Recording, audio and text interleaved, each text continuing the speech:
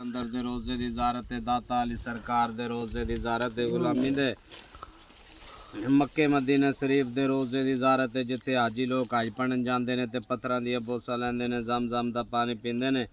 खाजे अली सरकार दे रोजे दी ज़ारत सरमा दा बेटा नेक माँ प्यो की खिदमत करेंदा डोली चाह के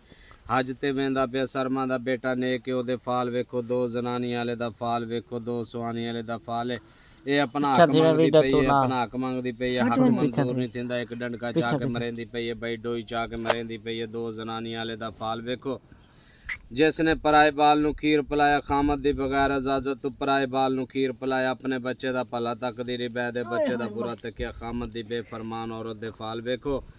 गुलामी दा जिन्हां ने पूरी जिंदगी ना नमाज पढ़ी ना रोजे रखे चुगलियां चाहिए गिले कीते हत्थां नू पैरां नू नांग बटूए बिच्छू पे खांदे ने उन्हां दे फाल वेखो।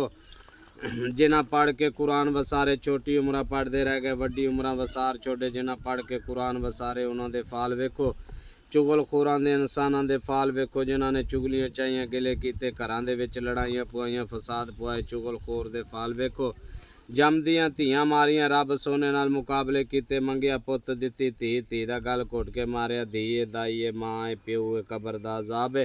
दोज़ख च गिद्धी वेंदा जंजीरां लाई वेंदा जमदियां धीआं मारियां रब नाल मुकाबले कीते जिन्हां खीर मक्खन दे विच बेईमानी कीती असली घ्यो दे विच डालटे घ्यो दी मिलावट कीती जिन्हां दुध मक्खन दे विच बेईमानी कीती उन्हां दे फाल वेखो जिन्हां खीर मक्खन च बेईमानी कीती। जिन्हां पढ़ के कुरान वसारे छोटी उम्र पढ़े वड्डी उम्र वसार छोड़े जिन्हां पढ़ के कुरान वसारे उन्हां दे फाल वेखो। दाता अली सरकार दे रोजे दी ज़ारत जा सूरत यासीन दा तवीज़ कुरान पाक दे दिल सूरत यासीन दा तवीज़